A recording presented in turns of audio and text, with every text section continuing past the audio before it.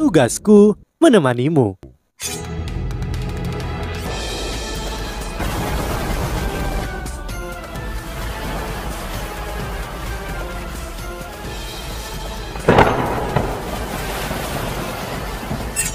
Hai sahabat Pasuk, kembali lagi bersama alur cerita versi novel Solen 2 Sekte Tang yang tak tertandingi.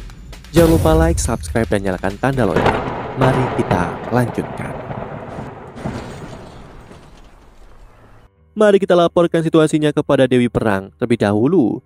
Jika Maha Pemuja itu benar, Huo Yuhao kemungkinan akan menjadi orang yang bertanggung jawab atas alat jiwa spasial atau untuk menyembunyikan dua legiun instruksi jiwanya. Kita harus membawanya ke sini dan membuatnya mengakui segalanya. Aku juga sangat tertarik dengan pemuda ini yang telah menemukan roh dan mendirikan pagoda roh. Ada satu hal yang benar tentang Dewa Kematian Dolo. Pria muda ini pasti akan menjadi musuh kita di masa depan. Jika kita tidak bisa mendapatkannya, kita harus segera memusnahkannya. Pada saat ini tiba-tiba ledakan keras terdengar dari kejauhan. Kong Deming tanpa sadar memblokir untuk Sutianran dan cahaya hijau terang segera menutupi keduanya. Instruksi jiwa lainnya yang hadir juga dengan cepat bereaksi. Mereka langsung melepaskan alat jiwa tipe pertahanan terkuat mereka. Serangan sebelumnya membuat mereka sangat khawatir. Ledakan yang tiba-tiba ini membuat mereka takut. Ekspresi Ye Yulin berubah. Suara itu berasal dari formasi jiwa yang sebelumnya milik musuh. Jangan bilang mereka kembali. Kong Deming mengerutkan alisnya. Tidak, suara itu sepertinya tidak benar. Hanya dalam hitungan detik, berita telah dikirimkan.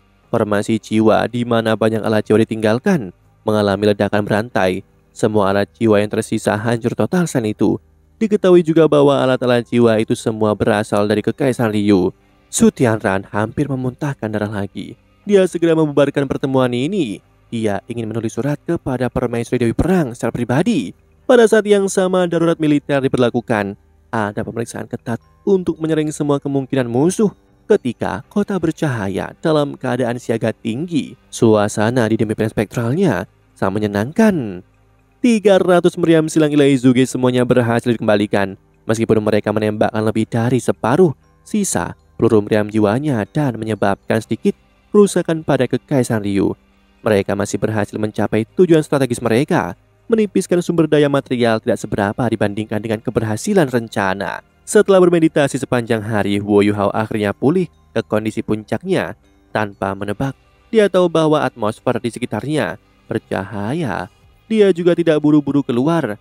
Setelah Baby mendengar bahwa dia sudah bangun, dia segera memanggilnya untuk pertemuan saat ini. Tidak ada aura kematian dalam Demi Spektralnya. 3 legiun instruksi jiwa semuanya merayakan. Tidak heran mereka seperti ini.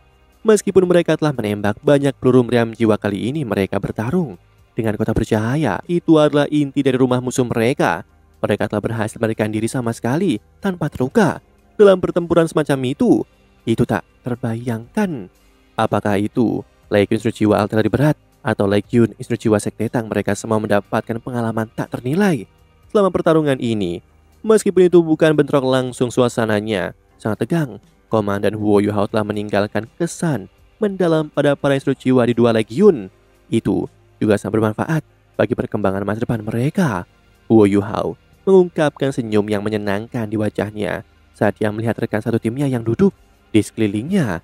Dia menyapa mereka sebelum duduk di samping Baby. Tang Wutong juga ikut bersamanya dan duduk di sampingnya. Baby tersenyum dan berkata, "Lonceng alarm seharusnya berbunyi untuk Kekaisaran Ryu kali ini. Eksperimen kita juga berhasil. Hanya saja kita tidak tahu bagaimana Sutianran. Kita tidak tahu apakah dia sudah terbunuh." Huo Yuhao menggelengkan kepalanya dan berkata, "Aku khawatirnya itu tidak. Ada banyak instalasi pertahanan di istana Kekaisaran. Bersamaan dengan banyaknya instruksi jiwa, kemungkinan masih akan ada jika sebelum mereka meneliti alat jiwa berbentuk manusia. Namun kemungkinan sangat rendah saat ini. Sepertinya Sutianran memiliki banyak alat jiwa tipe pertahanan padanya yang melindunginya dengan sangat baik. Namun aku tidak percaya bahwa kita tidak memiliki pengaruh padanya. Namun aku percaya kita telah mempengaruhinya. Kita mengebom istana kali ini." Aku bertanya-tanya seperti apa reaksi mereka nanti. Susansi tertawa. Situasi terbaik adalah jika mereka menarik orang-orang mereka dari garis depan. Dalam hal ini, kita akan mencapai tujuan. Selanjutnya, kita dapat terus menyebabkan masalah di Kekaisaran Ryu di masa depan, menahan dan melemahkan mereka. Dalam waktu dekat, kita bahkan mungkin menjatuhkan Kekaisaran Ryu. Baby membentak. Jika semudah itu, akankah kekaisaran kita berada dalam begitu banyak siksaan? Setelah menyerang kota bercahaya, mereka pasti akan menargetkan kita. Kekaisaran Ryu secara teknologi adalah canggih. Mereka mungkin meneliti alat jiwa untuk menargetkan kita secara khusus. Yu Hao, itu sebabnya kamu seharusnya tidak memasuki kota bercahaya lagi. Yu Hao tertegun dan tertawa getir. Kakak tertua, bagaimana kamu tahu apa yang aku rencanakan? Aku hanya ingin melihat bagaimana nasib kita. Pada saat yang sama, aku ingin tahu lebih banyak tentang situasi di garis depan. Bagaimanapun, informasi harusnya mengalir paling lancar di kota bercahaya. Baby menggelengkan kepalanya dengan tegas dan berkata, operasi kita sudah sangat berbahaya. Aku tidak bisa membiarkanmu terus mengambil resiko. Apa yang telah kita raih sudah sangat bagus. Dalam keadaan seperti ini, kita harus mencoba menstabilkan situasi kita terlebih dahulu. Jika kita ingin mendapatkan informasi, aku lebih suka kita membuang lebih banyak waktu untuk mengumpulkannya di garis depan. Lagi pula, mengingat kecepatanmu, kamu dapat terbang ke sana dan kembali dalam sehari. Kita tidak bisa menyentuh kota bercahaya lagi. Terlalu banyak orang kuat di sana. Jika ada yang salah, kamu mungkin terjebak. Lalu semua yang kita lakukan akan sia-sia. Melihat bahwa Baby sangat bertekad, Yu Hao tidak bertahan. Jika dia adalah otak dan kehidupan dan jiwa tim, Baby adalah tulang punggung. Dia sangat menghormati kakak tertuanya. Baby berkata, kita harus tinggal sejauh mungkin dari kota bercahaya. Yu Hao, ketika langit gelap, keluar dan cepat kembali. Mari kita kembali ke akademi dan melihatnya.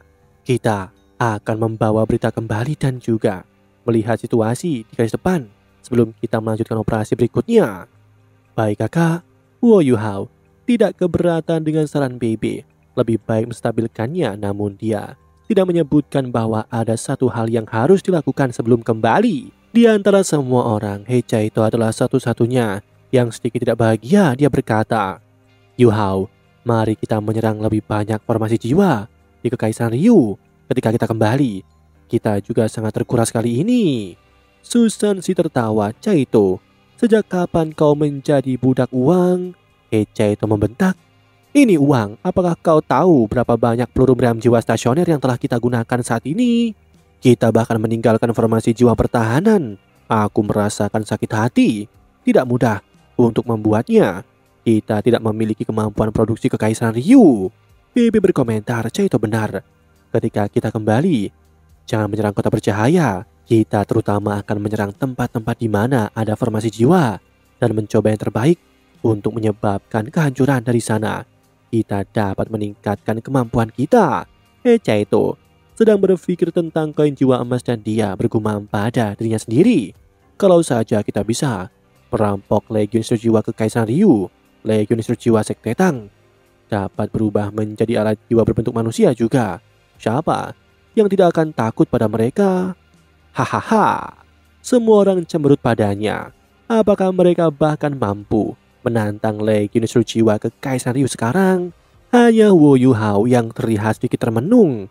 Menjara Legion Instruktur Jiwa Kekaisaran Ryu jelas tidak mungkin, namun mereka bisa belajar hal-hal baru jika mereka bisa mendapatkan alat jiwa berbentuk manusia dari Legion Instruktur Jiwa Kekaisaran Ryu dan menyerahkannya kepada Guru Xuan.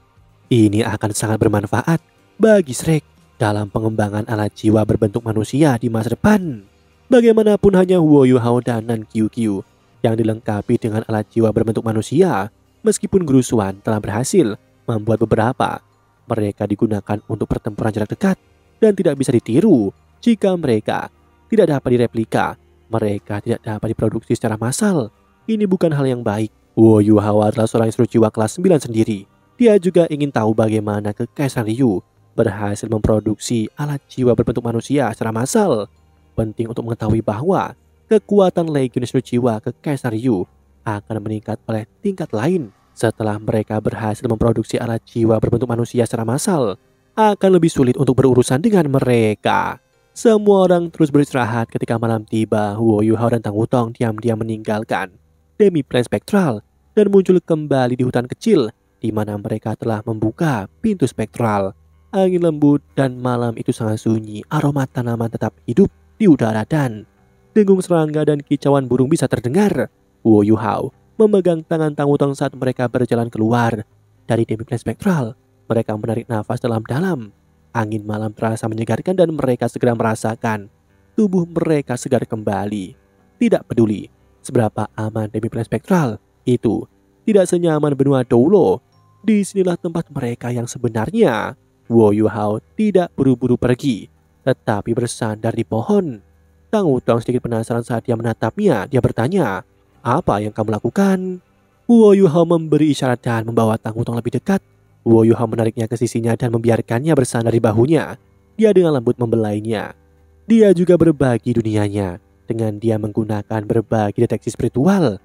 Berbagi deteksi spiritual, Tang Wutong merasa bahwa Wu Yuhao bertingkah aneh, namun tanpa disadari matanya terbuka lebar di saat berikutnya. Ini, indera spiritualnya meluas tanpa batas. Ini tidak terlalu aneh, namun gelombang yang menggembirakan dan lembut menyembur dalam indera spiritualnya.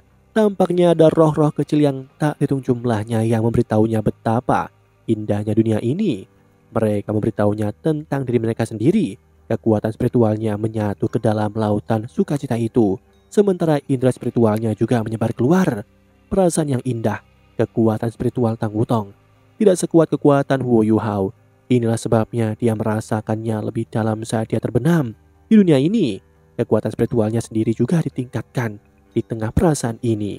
Jika itu orang lain, Wu Yuhao mungkin tidak bisa melakukan ini. Lagi pula dia tidak bisa berbagi perubahan kecil di dunia spiritual dengan orang lain. Namun Tang Wutong berbeda. Jiwa bela diri mereka sangat cocok dan mereka bahkan memiliki Haodong Power. Mereka terhubung sangat erat. Inilah mengapa dia dan Tang Wutong seperti entitas tunggal. Ketika dia benar-benar melepaskan tubuhnya, seolah-olah mereka telah melepaskan pakaian cahaya dan memanggil Dewi Cahaya. Dalam situasi ini Tang Wutong dapat dengan jelas merasakan semua yang Yuhao rasakan. Seiring waktu berjalan, Wu Yuhao dan Tang Wutong tampaknya menyatu dengan lingkungannya. Mereka menjadi bagian dari tanaman di sekitar. Jika seseorang tidak menggunakan mata mereka untuk melihat, mustahil untuk mendeteksi aura mereka sama sekali. Ketika Tang Wutong membuka kembali matanya, langit sudah terang benderang. Kicau dan dengung burung serta serangga menjadi lebih lembut. Fajar telah tiba. Wu Yuhao membuka matanya bersamanya. Mereka berdua saling memandang dan mengungkapkan senyum di wajahnya. Hanya dalam beberapa jam, Tang Wutong tampaknya telah benar-benar berubah. Dia membaik secara signifikan setelah dunia spiritualnya benar-benar menyatu dengan dunia tanaman. Setelah Wu Yuhao mengidentifikasi bahwa semuanya aman, Wu Yuhao dan Tang Wutong terbang ke langit. Setelah terbang sebentar, Tang Wutong menampakkan ekspresi aneh. Bukankah kita akan kembali? Tempat ini sepertinya tidak benar. Arah yang harus mereka ambil untuk kembali seharusnya ke timur, tetapi Wu Yuhao jelas menyeretnya ke barat.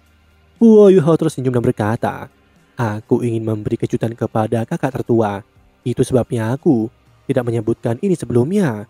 Kamu akan tahu nanti." Tang Wutong mengerutkan bibirnya, tapi dia tidak menyelidiki lebih jauh.